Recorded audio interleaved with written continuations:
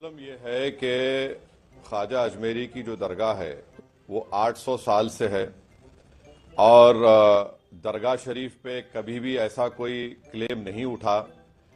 आज आप 800 साल के बाद ये क्लेम कर रहे हैं कि वो दरगाह नहीं है ख्वाजा अजमेरी की।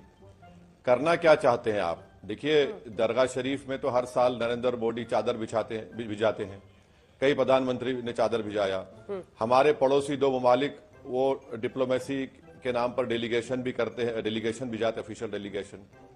मकसद एक ही है कि जितने मुसलमानों की मसाजिद और दरगाहें हैं वहां पर ये तमाम BJP sponsored directly indirectly RSS के जो ये लोग हैं इनको इस्तेमाल करके एक माहौल पैदा किया जा रहा है।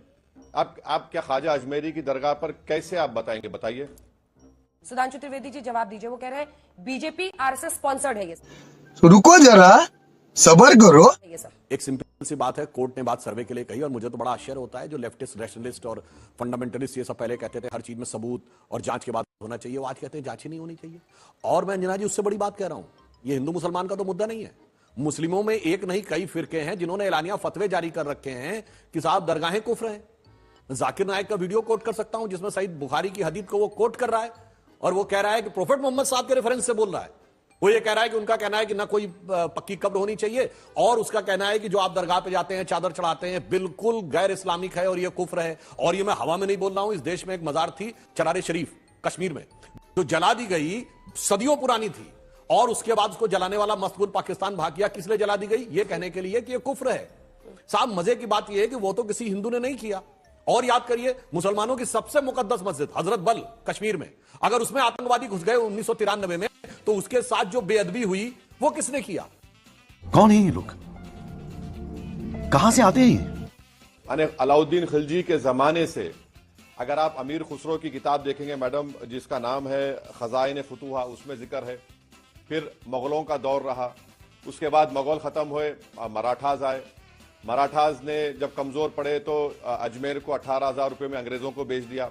फिर जितने राजस्थान के जितने 22 रॉयल फैमिलीज हैं और खुद जयपुर के बादशाह ने 40,000 तोला सिल्वर दिया दरगाह शरीफ को। आप इससे जिन लोगों का कॉन्फिडेंस कोर्ट पर है उस हटाना चाह रहे हैं। आप एक लॉ एंड ऑर्डर का मसला पैदा करना चाह रहे हैं, सोशल इंस्टेबिलिटी आप देश में पैदा करना चाह रहे हैं। और ख्वाजा अजमेरी की जो दरगाह है सुल्तान हिंद की, पूरे दुनिया से लोग आते हैं। आप मैसेज क्या दे रहे हैं? आपको तो अब यूएस गवर्नमेंट के स्टेट डिपार्टमेंट की फ्रीडम ऑफ रिलीजन की रिपोर्ट की जरूरत ही नहीं है भारत के बारे में लिखने की। इतना बड़ा काम धार्मिक आजादी, ठीक है, धार्मिक आजादी नहीं है देश में, वो कह रहे हैं धार्मिक आजादी नहीं।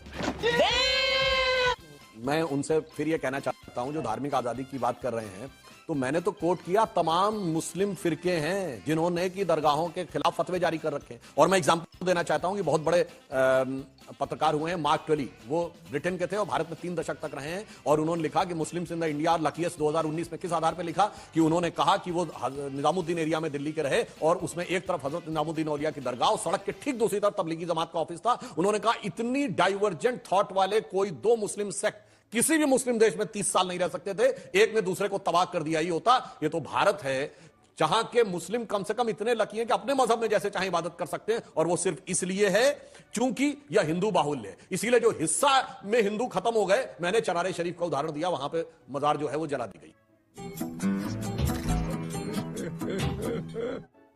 मैं जाकर कल अर्जी डाल दूंगा, प्रधानमंत्री के घर में नीचे मस्जिद थी, क्या करेंगे आप? खुदाई का ऑर्डर दे देंगे मुझे? मैं कल जाके बोलूंगा कि पार्लियामेंट के नीचे कुछ और था, आप खुदाई का ऑर्डर दे देंगे मुझे? मजाक है क्या? देश चलाना कोई मजाक है? कल मैं जाके बोलूंगा कि भाई वहां पर कोई मुसलमान जाके बोलेगा नहीं ये जो जगह किसी इबादत गाह की नहीं है, मेरी है। प्रधानमंत्री जितने हैं वो वहां पर चादर बेचते हैं। कहीं पर भी जाकर हम कह दें कि मंदिर है, कहीं पर वो पीएम के घर की बात देखिए, बहुत साफ बात कह रहे हैं, कहीं पर जाने पे नहीं होता जब तक कोई तथ्यात्मक आधार ना हो। काशी विश्वनाथ में क्या है? फतवाए आलमगीरी के कोर्ट्स अवेलेबल हैं, औरंगजेब के जमाने के शाही फरमान की तोड़ा जाए, ये किया जाए और ये किया जाए। और उसके बाद भी मैं ओवैसी साहब से अदब से कहना चाहूंगा कि हम कोई ये नहीं कह रहे खुदाई करनी है। जनाब, वो दिन गए जब खुदाई से सब कुछ पता लगता था। अब तो ग्राउंड पेनिट्रेशन रडार की टेक्नोलॉजी आ गई है, बगैर खुदाई किए नीचे दिख जाता है। 2003 में श्री राम जन्मभूमि में यही हुआ था, ग्राउंड पेनिट्रेशन रडार किया था और सरकार ने रिपोर्ट प्रस्तुत की थी। खुदाई पर तो आप लोगों ने प्रतिबंध लगवा दिया था। इसीलिए मैं कह रहा हूं ऑपरेशन करने की जरूरत नहीं है काटने की, उसकी बजाय अल्ट्रासाउंड से बहुत कुछ पता लग जाता है। मगर अफसोस की बात यह है कि इन लोगों के सामने समस्या क्या है कि अगर किसी भी चीज के बारे में अंदर जांच होगी तो जो चीज निकलेगी वो इनके जो सोच है उसको बहुत हिला सकती है। मैं दर्शकों के लिए एक बात बताना चाहता हूं, ये कह रहे हैं तो साहब 12वीं शताब्दी से पहले तो अजमेर, इसका प्राचीन नाम जानते क्या था? अजय मेरू, या अजमेर अजय मेरू का अपभ्रंश है। यहां पर पुष्कर है, ब्रह्मा जी का स्थान हमारा तो आदि माना जाता है। तो अगर आप उस हिसाब से माने कि साहब, मगर नहीं साहब, हमारी तो अकीदत मानी है। मैं तो ये कह रहा हूं हम बिल्कुल उसके पक्ष में नहीं है। हम तो सिर्फ ये कह रहे हैं कि अगर किसी ने कुछ कहा है तो जो अदालत कहेगी हम मानने को तैयार हैं। मगर अफसोस की बात यह है कि जो लोग अदालत की बात करते थे वो भी आज कहते हैं कि नहीं, इस पे कोई जांच भी नहीं होनी चाहिए। क्यों हिला डाला ना।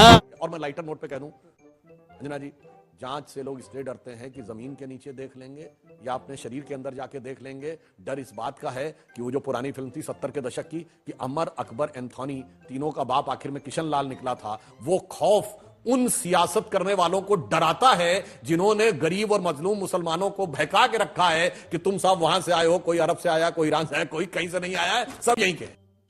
खत्म, bye bye, tata, goodbye, गया।